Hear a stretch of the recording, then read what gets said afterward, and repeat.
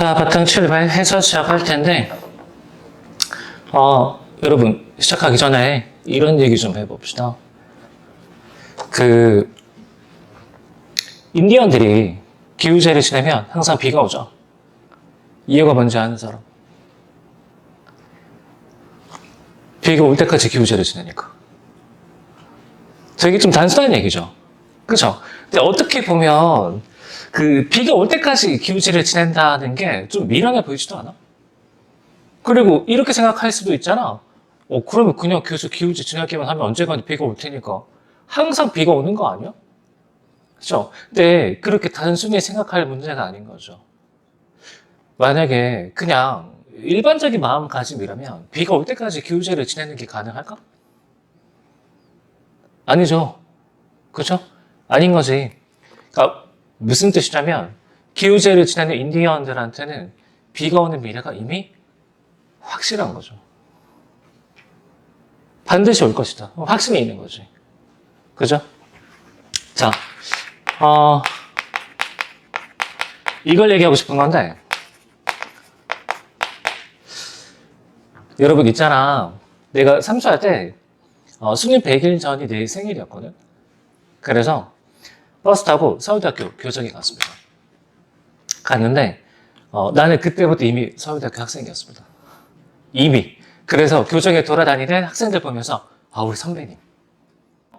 정문에서 버스 내려가지고 경영대까지 걸어갔다가 건물도 한번 손으로 쓱 한번 쓰다듬어 보고 그다음에 강의실 안에 의자에 한번 앉아보고 이런 생각을 했죠.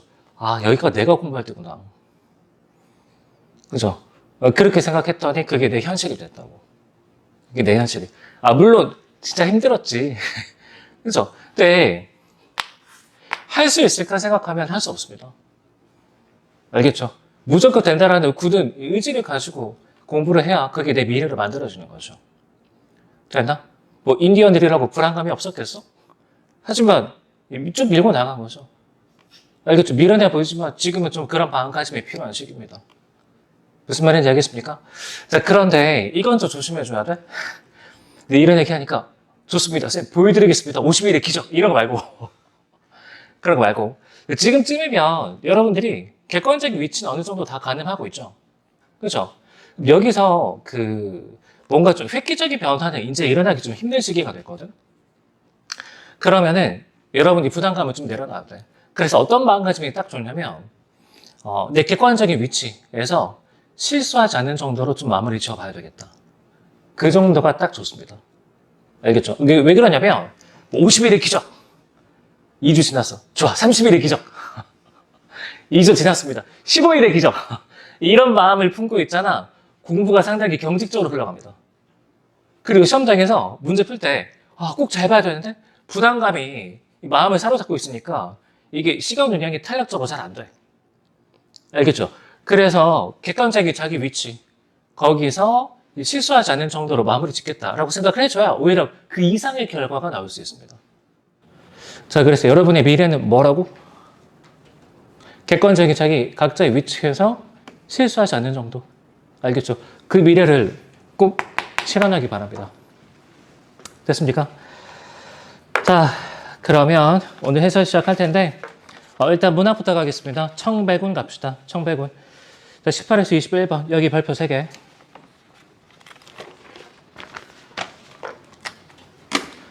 질문 굉장히 잘 냈습니다. 역시 내가 사설 모의고사 여러 개 많이 풀잖아. 그죠? 1년에 한 50세트 정도 푸는 것 같은데. 역시 바탕이 제일 소설 맛집인 것 같아. 오늘 질문도 굉장히 잘 뽑았습니다. 자, 일단은 전체 줄거리부터 좀 정리하겠습니다. 자, 전체 줄거리부터 갑시다. 송나라 두건과 설부인 사이에서 태어난 두 쌍석은 일찍이 아버지에게 여의어 진 선생을 따라 화산에서 수학하게 된다. 여기서 이 진 선생이 좀 중요한 사람이야. 진 선생. 자, 첫 번째 진 선생은 어떤 인물이죠? 두 쌍석의 스승 맞습니까? 그죠?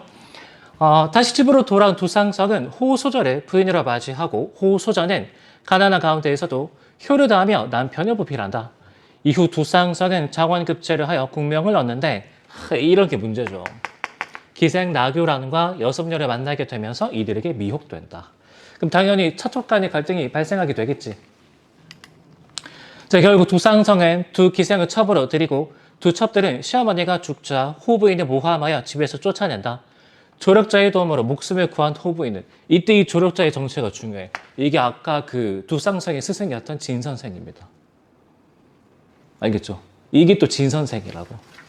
그래서 호부인은 침수를 배우게 되고 두 쌍성은 그동안 있었던 두 첩들의 악행을 알게 된다.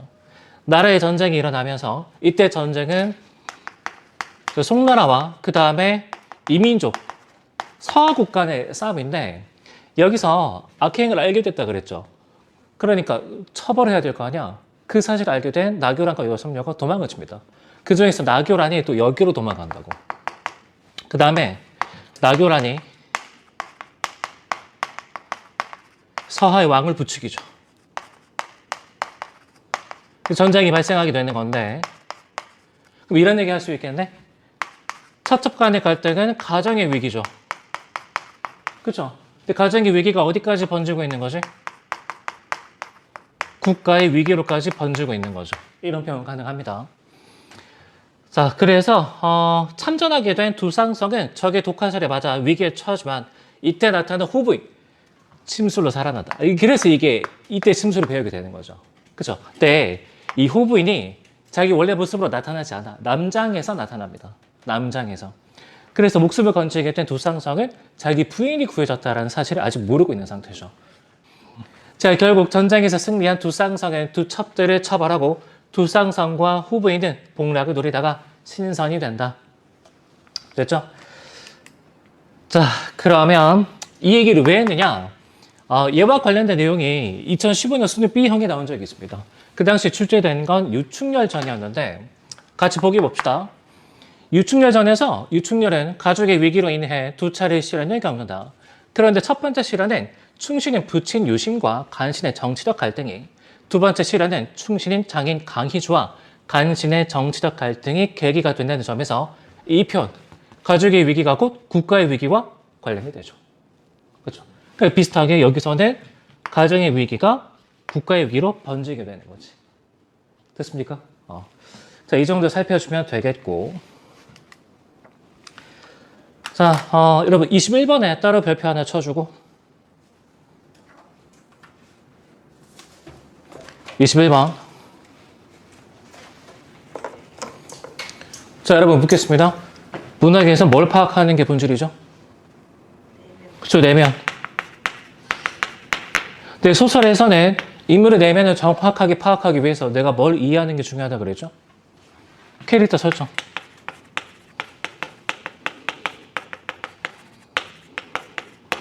자, 그러면 여기 비출. 상대 내면 변화를 유도하는 설득 전략. 이게 지금 해화소주하고 한현진에게 부여된 캐릭터인 것이.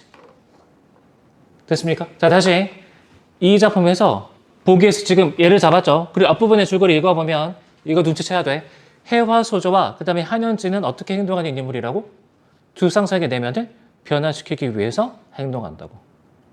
납득되나? 되죠? 자, 본문 들어갑시다. 앞부분의 줄거리.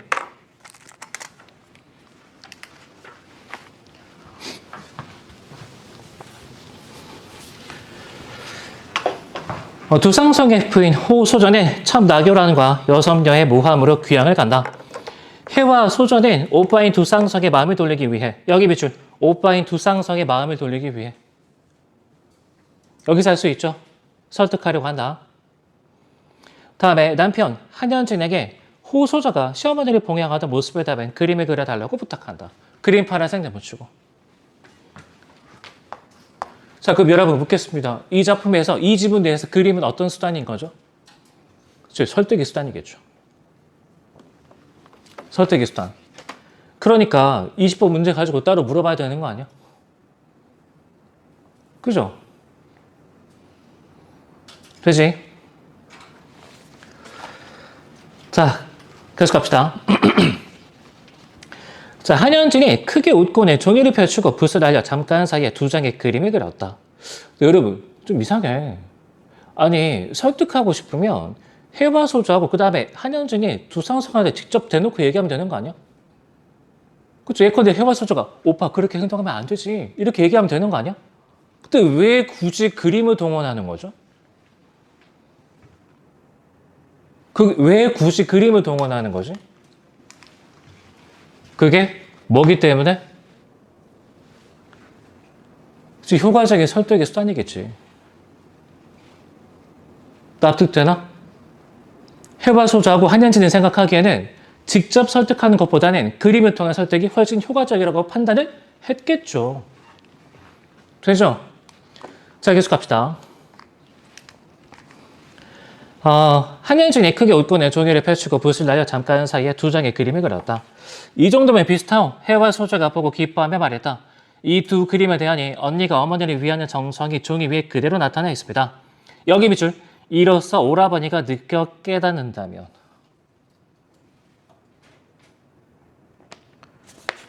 여기서 한 번 더 확인할 수 있죠. 그림의 설득의 수단.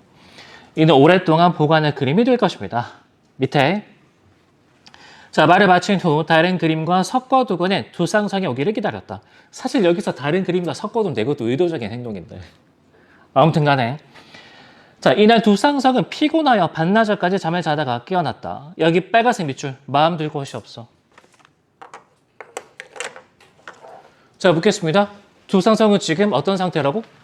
마음 둘 곳이 없는 상태라고. 그죠? 자, 그러면 뭘 겪고 있는 거죠? 내적 갈등을 겪고 있겠죠. 밑에 적어봐, 내적 갈등.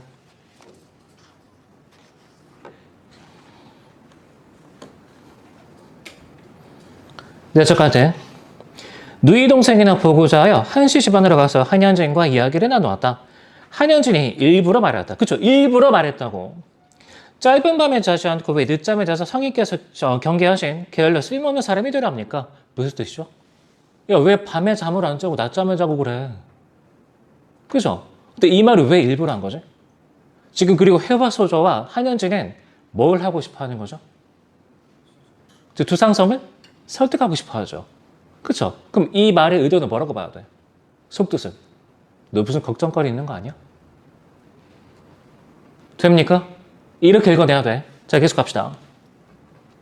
두 쌍성이 억지로 대답했다. 억지로 빨간색 밑줄.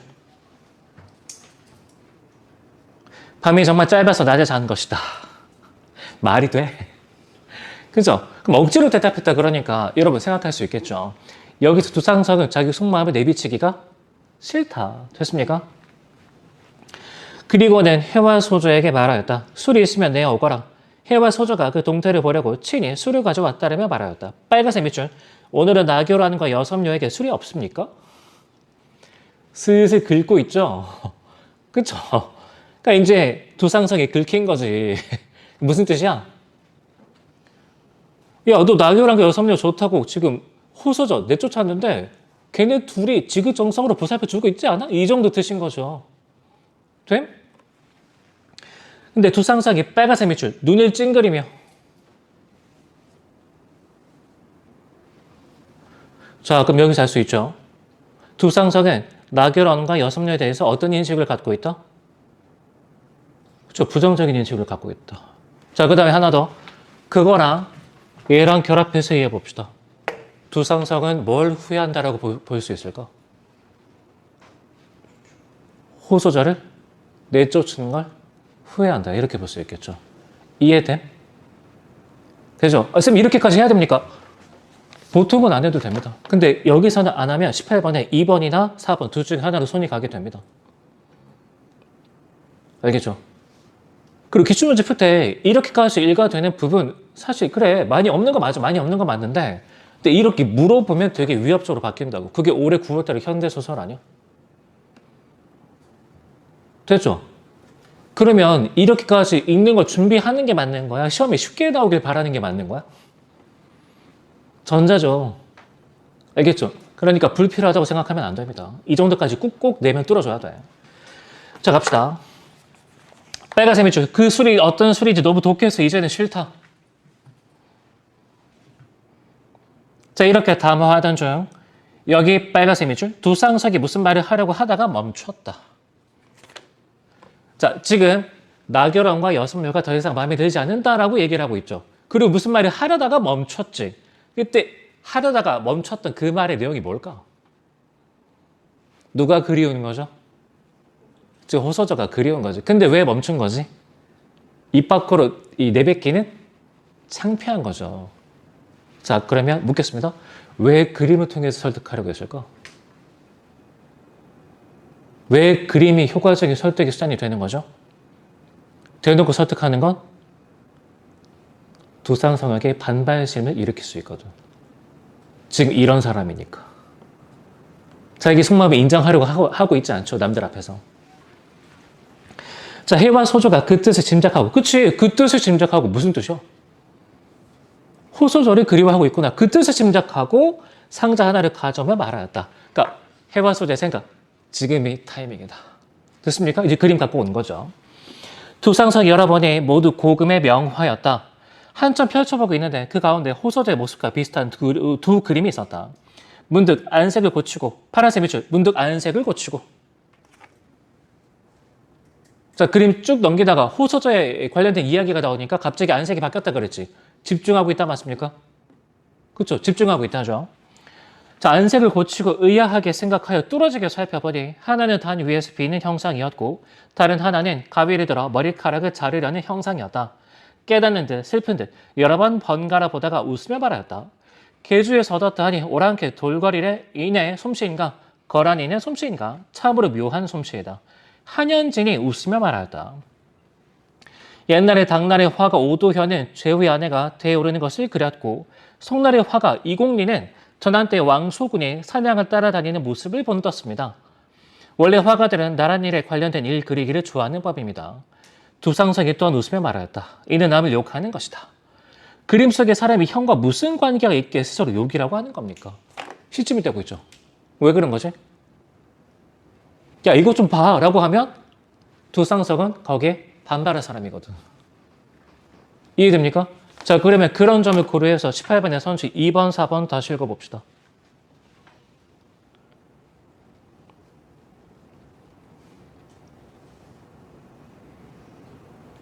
한현진은 자신은 호소절이 그린 것이 아니라고 시침이 이랬다. 그쵸? 그 다음에 선지 4번 두상석은 고금의 명화 속에 한현진이 그린 그림이 섞여 있음을 알아챘다. 안색이 바뀌었다니까. 이해됩니까? 2번, 4번 지원할 수 있는 거죠. 됐지? 자, 그리고 7쪽으로 넘어가서 니은 다음으로 갑시다. 니은 다음. 자, 이런 효성으로 어찌 그런 잘못을 하였겠는가? 설사 하였다고 해도 이렇게 심한 지경에까지 이를 얻겠는가? 네가 사리에 박지 못한 탓인가? 호시의 본성이 변한 것인가? 도대체 어떻게 된 일인가? 두상성이 끝없이 이상하게 생각하다가 일어나 별채로 들어갔다. 나교라는 본부인 자리가 빈 일을 다시 말하며 은근히 두상성의 결단 없음을 조롱했다. 그러니까 지금 호소저가 쫓겨나고 나서 본부인 자리를 자기가 차지하고 싶은 거죠. 됐죠? 자, 이에 다시 별당으로 가니 여섬녀가 교란의 허물을 일컬으며 비방했다. 그러면 여섬녀는 또 무슨 생각이야? 자기가 본부인이 되고 싶은 거죠. 그렇죠? 그래서 18번의 정답은 5번 되겠습니다. 이해됨? 아직 둘 다 본부인의 자리를 차지하지 못했죠? 됐지? 자, 그러면 여러분 21번에 선지 1번 있잖아. 이게 되게 중요한 선지라는 게 느껴져야 돼. 21번에 1번. 해와 소저가 호소저의 그림을 다른 명화와 함께 보여주며 두상석에게 평가를 부탁한 것에서 두상석에게 호소저의 모습을 환기시켜 설득의 출발점으로 삼으려 했음을 알 수 있다. 그렇죠? 그리고 내가 보기에는 18번의 선지 2번, 4번 그리고 21번의 선지 1번 다 똑같은 얘기인데. 맞습니까? 그러니까 내면을 정확하게 이해하면 그냥 문제 쓱 풀려야 된다고. 되죠? 이 정도까지 해줘야 돼. 됐지? 자, 넘어갑시다.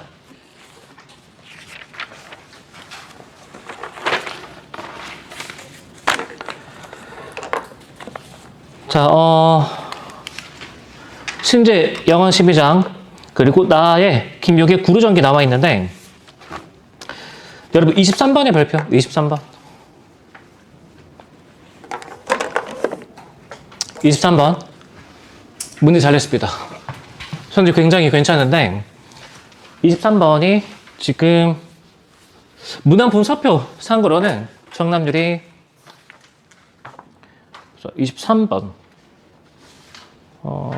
정답들이 낮진 않네. 74%인데 3번 찍은 비율이 19%입니다. 그리고 지금 우리 반 통계로는 23번이 얘도 높지 않네. 여러분 많이 안 틀렸구나. 오, 왜 이렇게 실력이 늘어났어? 바탕 통계보다 훨씬 잘 봤는데? 자, 아무튼 간에 여러분 그 지문가부터 가봅시다. 지문가. EBS 연기작품이긴 한데 뭐 그냥 흔한 이 강우 한정가라서 따로 뭐 정리할 필요는 없을 것 같습니다. 자, 어디 가보냐면 제4수 갑시다. 제4수. 자, 물 가운데는 새가 날갯짓 하고 정자에는 머리 흰 늙은이로다. 마음 통하는 다자가니 우리 둘뿐이로세. 여기 파란색 밑줄 우리 둘뿐이로세. 우리죠 우리. 그럼 이때 우리에 속하는 둘이 누구야? 새하고 그 다음에 흰머리 늙은이인데 그게 우리니까 나머지 하나는 화사라고 봐야 될 거 아니야? 맞습니까? 그죠? 그럼 24번에 정답 3번이지. 되나? 머리 흰 늙은이 화자라고 하자. 게다가 이거 어디서도 정답을 확인할 수 있냐면 여러분 제8수 갑시다. 제8수. 8수의 종장 파란색 밑줄 아마도 일반 청입이라 얻으니 나뿐인가 하노라. 그럼 화자가 머물고 있는 자연 공간에는 화자 말고 다른 사람은 있어 없어? 없죠. 자, 그래서 이 반구전이라는 공간은 어떤 공간이라고 생각할 수 있는 거지? 탈속적인 공간이라고 생각할 수 있는 거죠. 납득돼? 자, 그 다음에 질문 나누러 가겠습니다. 중력 바로 밑으로 갑시다. 산골짜 개불은 몸을 씻을만 하고 바위 우물은 양치질을 할 만하다. 샘물이 내달릴 수 있도록 대나무를 쪼개 물길을 만들어 연못에 연꽃을 가꿀만 하고 물고기를 감상하고 학을 길러 온갖 사물에 벗으로 삼을만 하다. 하루 종일 잠잠하고 고요하며 저작거리의 시끌벅적한 소리를 들을 수 없다. 여기 파란색 밑줄. 이곳이야말로 평소 꿈속에서도 미처 생각하지 못한 별천지다. 그쵸? 별천지라고 별천지. 그러니까 필자 자연 친화적인 태도가 진하게 배어 나오죠. 근데 그 다음 단락 가보면 그러나 멀리 여기 밑줄 큰 길을 내려다보면 뭐가 보여? 여염집이 보인다니까. 그죠? 다음에 한 줄 밑에 궁궐을 바라다보면 그러면 지금 이 공간에서 뭐도 지금 관찰할 수 있는 거야? 궁궐도 관찰할 수 있는 거죠. 따라서 여기 공간은 뭐라고 볼 수 있는 거지?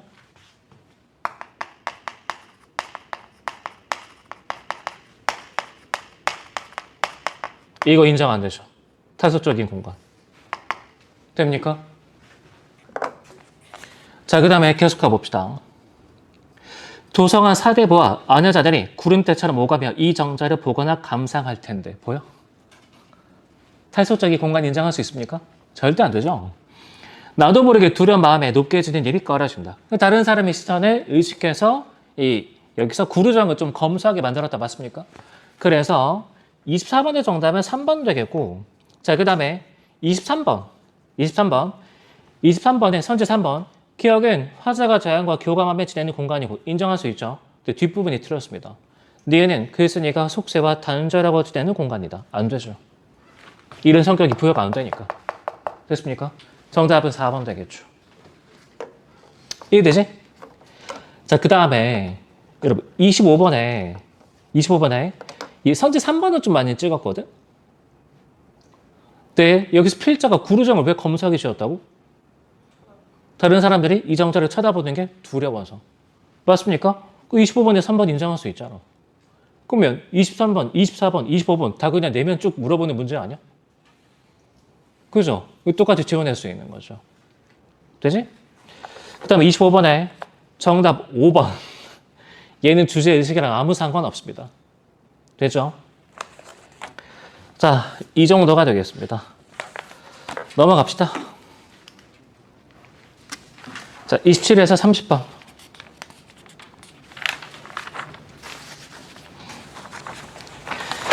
자, 여러분, 이 지문들 별표 3개 쳐봅시다.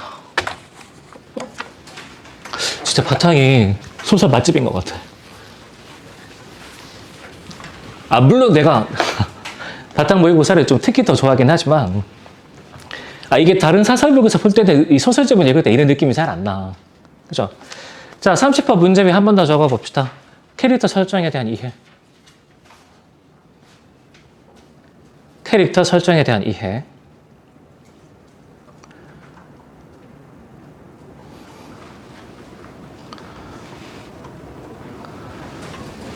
자, 30번. 보기 같이 봅시다. 기억이 보관된 단순한 과거의 회상이 아니라 조작되거나 은폐된 사실을 바로잡는 노력을 포함하는 과정이다. 특히 개인의 서사를 복원할 때 복원하는 주체의 이해관계 등 특정 목적이 개입되면 미화나 왜곡이 일어날 수 있는데 여기 밑줄. 그러니까 여러분이 문제를 많이 풀었으면 이제 이게 눈치가 채져야 되는데 무슨 뜻이야? 본문에 이런 캐릭터가 등장한다는 얘기죠. 됐죠? 자, 그 다음에 1일피의 밑줄. 있는 그대로 사실을 복원하려는 태도. 이건 무슨 뜻이죠? 이렇게 행동하는 캐릭터가 또 존재한다는 뜻이죠. 그리고 캐릭터대로 말하고 행동하겠죠? 됐나? 자, 본문 갑시다. 여기서 27번 틀린 사람. 없어? 자, 지금 27번이 바탕 통계로는 정답률이 58%. 그 다음에 우리 응시반 통계로는 지금 오답률이 41%니까 뭐 저 비슷하게 나왔는데 지금 문학 문제가 정답률이 60%가 안 넘어가는 거니까 이건 조금 까다로운 편이죠. 그죠? 자, 본문 들어가 보겠습니다.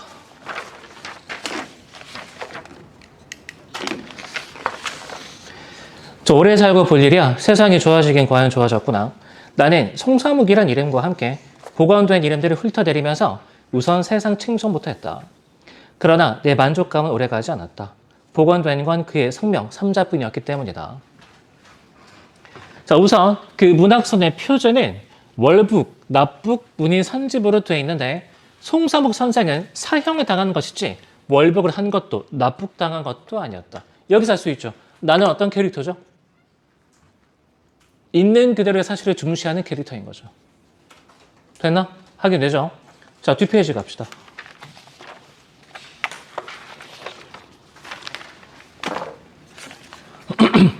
자, 중요한 밑으로 가겠습니다. 송 부장이 나를 만나자고 한 것은 송사묵 선생의 전집에 관한 건 때문이었다. 송 부장이죠. 송 부장. 자, 그 다음에 말평의원에서 그동안 밑줄 아버지가 요새 그 평가원 소설의 트렌드 중에 하나가 호칭 가지고 인물관계 정리하는 거죠. 호칭 가지고. 지금 송 부장은 송사묵 선생을 뭐라고 표현하고 있지? 아버지라고 표현하고 있죠? 따라서 송 부장은 송사묵 선생이 뭐라고 봐야 돼? 아들이라고 봐야 되겠지. 부자관계 확인할 수 있는 거 맞습니까? 됐죠? 자, 아버지가 남긴 작품을 모아보니 장편이 한 편, 중단편이 40여 편이나 되어서 세 권쯤의 전집으로 꾸밀만 하더라는 것이었다. 여태껏 가만히 있다가 벼랑간 그런 생각을 하게 된 건 끊어주고. 자, 그러니까 27번에 선지 3번 정답 낼 수 있죠. 갑자기 그런 생각하게 된 거지? 됐습니까? 그런 생각하게 된 건 말할 것도 없이 여태껏 금기하던 작품들이 쏟아져 나오고 복자 뒤에 숨었던 이름들이 복원되는 해빙무드와 무관하지 않았다. 자, 그러나 예나 지금이나 그의 작품이 상업성이 없긴 마찬가지라 몇 군데 다녀본 출판사마다 다 뜨악해한 모양이었다. 거기까지 일을 맡아 진행한 건 막내였는데 출판사가 달가워하지 않는다는 소리를 듣고 치산이 자비로 하겠다는 결정을 내린 건 맞이라니 맞이가 그만큼 재력도 든든하다는 얘기였다. 서울 위성도시에 주유소를 가지고 있고 시내에서도 자동차 부품 업소를 경영하고 있어서 세 형제 중 가장 알부자라고 했다. 부럽네. 쌤이 원하는 삶입니다. 부자인데 유명하지 않는 사람. 알겠죠? 최상이죠. 부자인데 유명하지 않는 사람. 자, 계속 갑시다. 다음에 다된 일에 나를 만나자고 한 건 전집 끄트머리에다 아버지의 친구 문인과 나처럼 문인이 된 제자의 글을 첨부하고 싶어서라고 했다. 제자 밑줄. 자, 알 수 있죠. 지금 나와 송사무 선생은 무슨 관계인 거죠? 사제 관계인 거죠. 맞죠? 스승과 제자. 자, 아버지의 친구 중 아직도 현역인 소설가와 시인을 각각 한 사람씩 찾아뵀는데 쾌히 승낙해 주더라며 나한테는 편집글을 어떻게 했느냐고 했다. 편집글을 어떻게? 나는 저승에다 어떻게 편지를 쓰겠느냐고 하고 싶은 걸 그 정도로 얼버무렸다. 친구분 중 시인 되시는 분은 일화 중심으로 써주신다고 했으니까 아버님의 인간성을 그리시게 될 테고, 근데 여러분 잘 생각해봐. 아버지의 인간성을 어떻게 그리게 될까? 있는 그대로 그릴까? 이제 미화하고 왜곡하겠죠. 됐나? 자, 그 다음에 소설가 선생님은 아버님 문학을 대강 짚고 넘어가시겠다고 하셨어요. 그러니까 선생님께서는 제자로서 북에 계신 예전 선생님께, 이게 중요합니다. 예. 선생님의 자식들이 잘 자랐고 자주 상가에서 이렇게 전집까지 꾸미게 된 내력과 감격, 축하 뭐 그런 거 있지 않습니까? 그럼 여기 잘 봐. 지금 송사무 선생의 자식들은 왜 전집을 만들고 싶은 거죠? 예. 진짜 아버지의 문학성을 알리고 싶은 거야? 아니면 자랑하고 싶은 거야? 그쵸? 근데 자화자찬하기 좀 그러니까 글을 따로 부탁하고 있는 거지. 전집의 형식을 빌려서. 됐습니까? 그럼 생각해봐. 이 사람들에게 중요한 건 전집일까? 아니면 거기 실리게 되는 문인들의 이런 내용일까? 이게 훨씬 중요한 거 아니야? 전집은 수단이죠. 됐나? 아니, 잘 봐봐.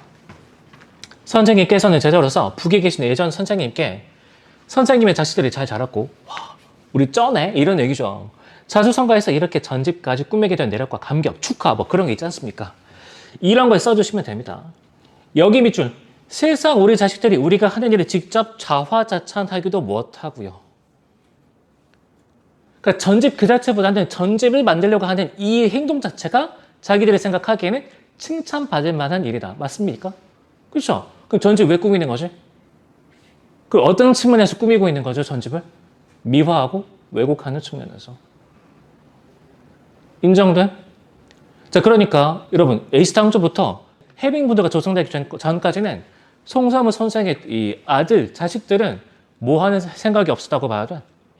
그치, 전집을 꾸밀 생각이 없었다고 보는 게 타당하겠죠. 납득돼? 그죠? 그러니까 이 대사 읽으면 27번에 3번이 정확하게 이해가 돼야 된다고.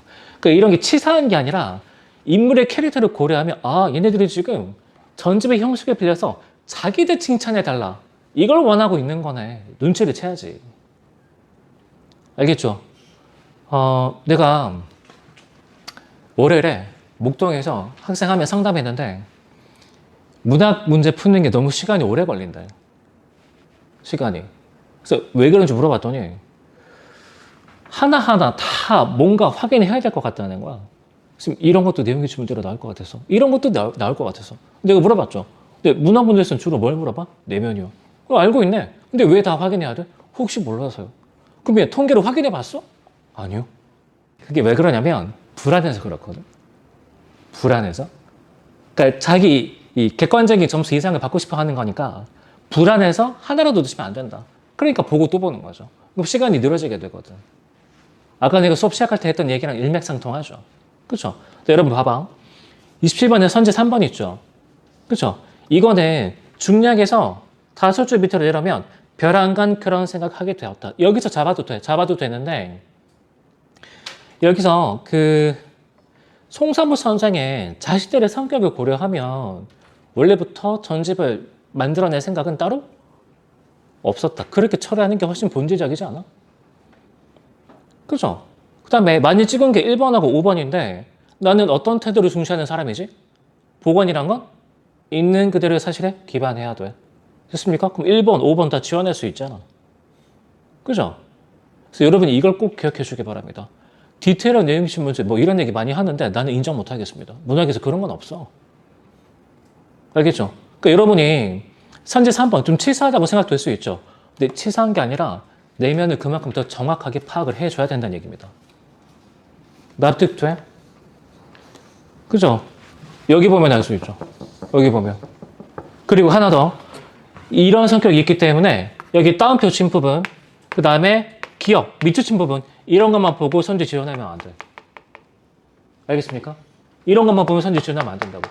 여러분 여기서 선지 3번이 정답이란 건 디귿보다는, 물론 디귿도 관련이 있긴 하지만, 어디서 정확하게 근거가 확정이 되죠? 쭉 내려와서 여기까지 와야 되거든. 됐죠? 이번 9월달 모의평가에서도 문학에서 그런 문제 되게 많았지. 특히 화전가. 됩니까?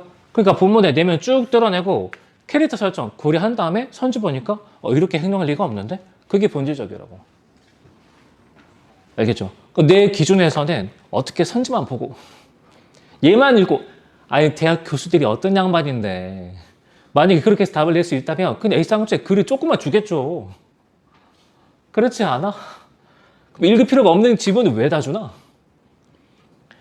그러니까 여러분이 대학 가서 그 교수들 쓴 논문을 읽어보면 알 수 있는데 대학 교수들이 쓴 논문이 있잖아. 이 과를 막론하고 그러니까 여러분이 예컨대 공대 갔어? 그래도 경영대 교수가 쓴 그 논문들 읽어보면 그 사람들 천재입니다. 진짜 천재야. 학원 강사 나부랭이들 하고는 비교를 할 수가 없죠. 나도 글을 좀 잘 쓴다고 좌바하는 편이지만 교수님들 필력엔 발끝도 따라가지 못합니다. 여러분 솔직히 내 질문해서 괜찮죠? 그쵸? 근데 교수님들 논문 쓴 거 보면 차원이 다르다니까? 그런 사람들이 문제를 만든다고. 그런 사람들이. 그럼 그런 사람들이 글을 쓸 때 궁더더기를 과연 끼워 넣을까? 아니죠. 그쵸? 그러니까 뭔가를 조금만 읽고 또는 선지에서 어떻게 대충 비비자. 글쎄 내가 보기엔 약간 좀 위험한 도박 같습니다. 됐죠? 여기서도 봐봐. 예, 여기까지 가야 3번 정확하게 지워지잖아. 27번 문제 위에 적어 봅시다. 내면과 관계없는 내용일치 문제는 없다. 내면과 관계없는 내용일치 문제란 건 없다. 그런 건 없다고. 그래서 내면과 관계없는 내용일치 문제라는 건 없다. 알겠죠? 그러니까 여러분 불안해도 특히 이런 시기에 그래서 내가 아까 이 초반부에 그런 얘기를 했던 겁니다. 자기예요. 확신 가지고 내가 시킨 대로 해. 내가 시킨 대로. 알겠죠? 그래서 만약에 내면만 뚫었는데 이 정답이 안 보이면 괜찮아. 여러분 내면을 정확하게 이해했는데 뭔가 안 보이는 게 있다. 그럴 수 있죠. 근데 내면을 잡은 상태에서는 본문 돌아가면 그게 빨리 찾아져. 빨리 찾아진다고. 알겠죠? 믿고 따라갑시다. 자 그러면 27번에 정답 3번 인정할 수 있죠? 1번하고 5번을 정확하게 지원할 수 있지? 되죠? 자 나머지는 어려운 문제가 없었으니까 넘어가겠습니다. 자 김수영 파밭가에서 갑시다. 자 출제 포인트 하나만 더 추가합시다. 이중적 감정.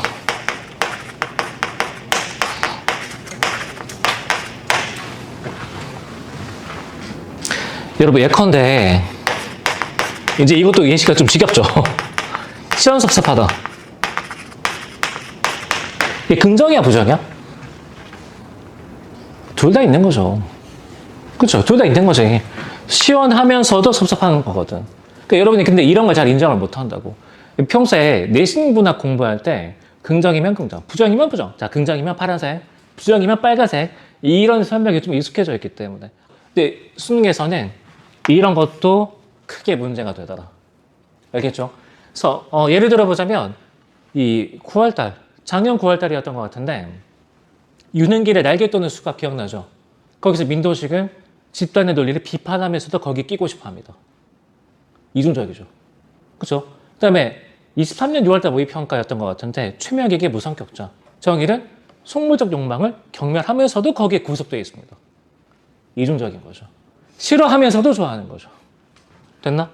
그러니까 여기서도 시원하다 A, 그 다음에 섭섭하다 B 내면이 혼재되어 있는 거지.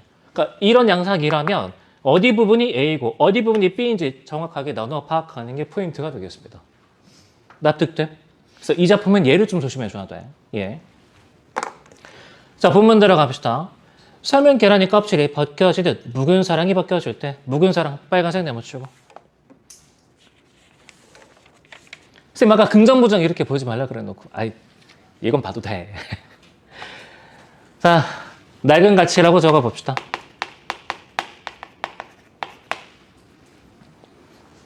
낡은 가치 낡은 사상이라고 합시다. 문제 보기 표현에 따라서 낡은 사상. 자, 묵은 사랑이 바뀌어질 때 붉은 팝밭에 푸른 새싹을 보아라. 얻는다는 것은 곧 잃는 것이다. 저 그럼 여기서 표현상의 특징 두 가지 잡을 수 있죠? 붉은 팝밭에 푸른 이 새싹을 보라라고 얘기를 하고 있지. 그러니까 첫 번째 색채 대비. 자, 그 다음에 얻는다는 것은 곧 잃는 것이다. 이렇게 얘기하고 있으니까 역설 두 개 잡을 수 있겠죠. 그럼 이걸 통해서 당연히 뭘 강조하겠어? 성찰을 강조하겠지. 근데 얻는다는 게 왜 곧 잃는 것이냐? 얻어야 될 것을 새로운 삶의 방식이라고 본다면 이걸 얻는다라는 것 곧 뭐와의 결별을 얘기하는 거죠? 그렇죠? 낡은 사상과의 결별을 얘기하는 거니까.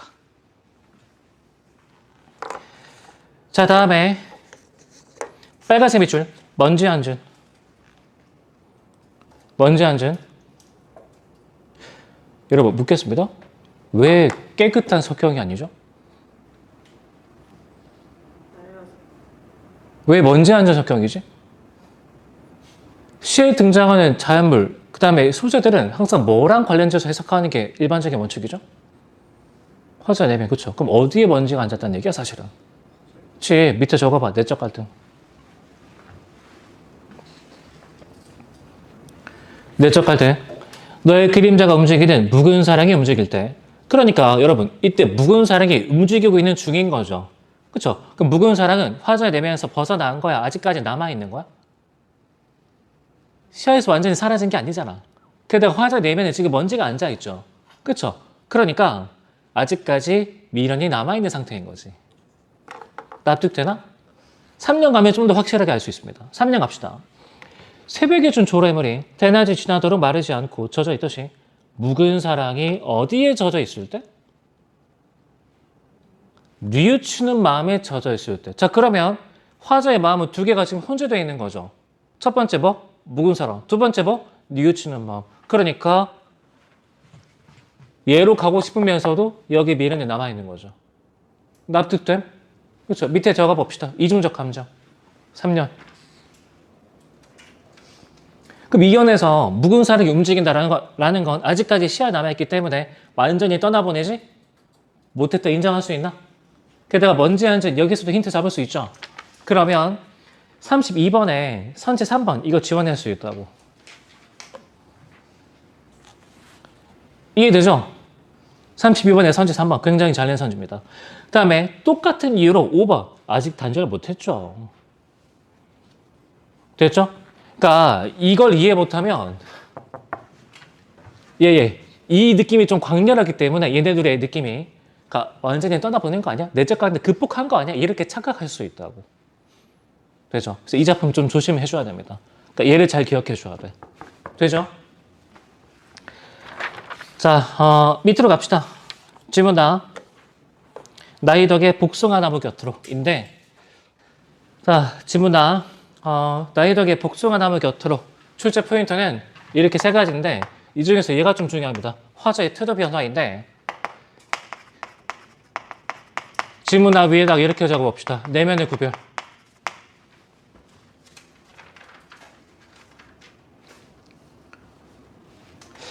자, 일단 지금 작품을 시험지에서는 A, 그 다음에 B, 그리고 C, D, 그리고 E 이렇게 나누고 있는데, 자, 일단 크게 이렇게 두 부분으로 나눠서 이해하는 게 가능합니다.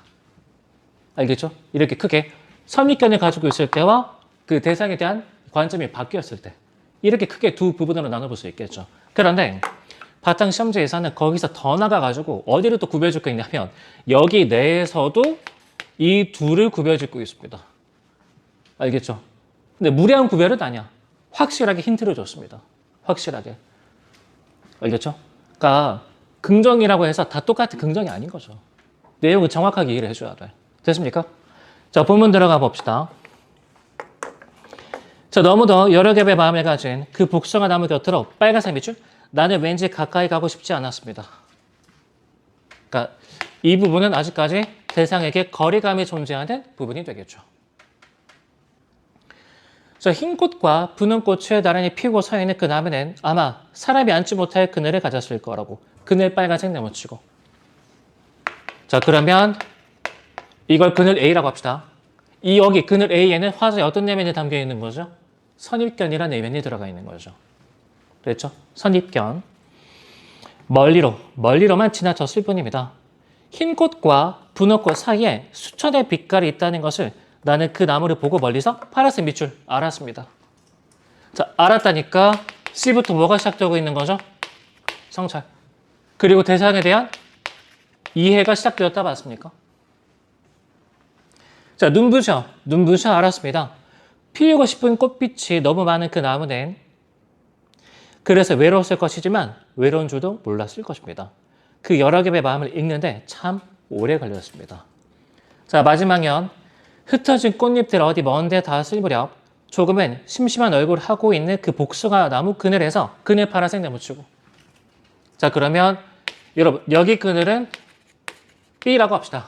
그 그늘 밑에서 저녁에 오는 소리를 듣고 있었던 거죠. 대상과의 교감이 반영되어 있겠죠. 조금 내신틱하긴 하지만 어떤 문제 예상해 볼 수 있냐면 여기 그늘, 그 다음에 여기 그늘 A와 B에 대한 설명으로 적절하지 않은 것은 뭘 물어볼 수 있는 거죠? 화자의 내면 변화를 물어볼 수 있는 거죠. 근데 이런 건 좀 약간 유치하고 바탕이 지금 나와 있는 형식이 훨씬 세련된 것 같아. 자, 무슨 얘기냐? 34번 갑시다. 34번에 선지 4번 별표. 그러니까 이 선지 때문에 내가 지금 이걸 얘기하는 건데 가의 푸른 새싹을 부활하는 새로운 사랑을 추구하는 화자의 의지를까지 맞죠? 가능한데 꽃잎들 어디 먼데 닿았을 무렵은 대상의 본질을 이해하기 시작한 순간 안 되죠. 이해하기 시작한 순간은 어디죠? 여기 이 구간인 거지. 여기는 이해 다음에 교감까지 나아간 단계인 거죠. 됐나? 똑같은 긍정이지만 분명히 구별되고 있는 내면인 거지. 됐습니까? 그래서 4번 정답 되겠습니다. 됐죠? 자, 그리고 여러분 잘 봐봐. 34번에 4번도 사실은 정확하게 이해하려면 좀 쉽지 않은 선지인데 앞부분 가의 푸른 새싹을 부활하는 새로운 사랑을 추구하는 밑줄. 여러분 잘 생각해봐. 완전히 낡은 사상을 버렸다면 새로운 사상을 추구한다라고 볼 수 있을까? 아직까지 마음속에 남아있기 때문에 여기로 가야 되겠네? 라는 마음을 품고 있는 거 아니야? 그죠? 그런 뜻이라고. 그런 뜻. 자, 다시 평가원에서 어떤 식으로 낸 적이 있냐면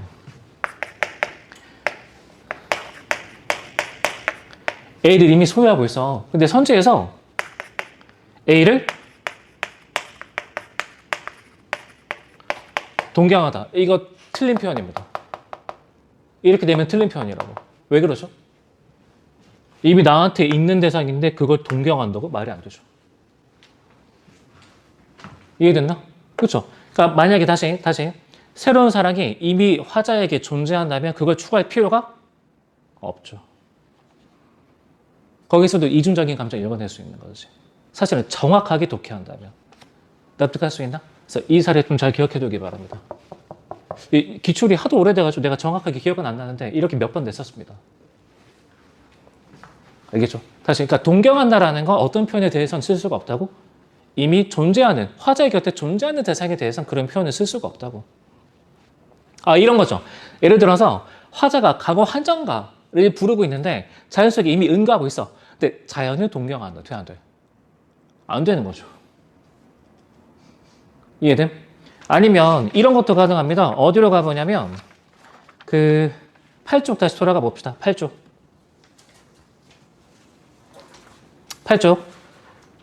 자, 가작품에 기억의 반구정 밑줄 쳐놨죠. 기억의 반구정.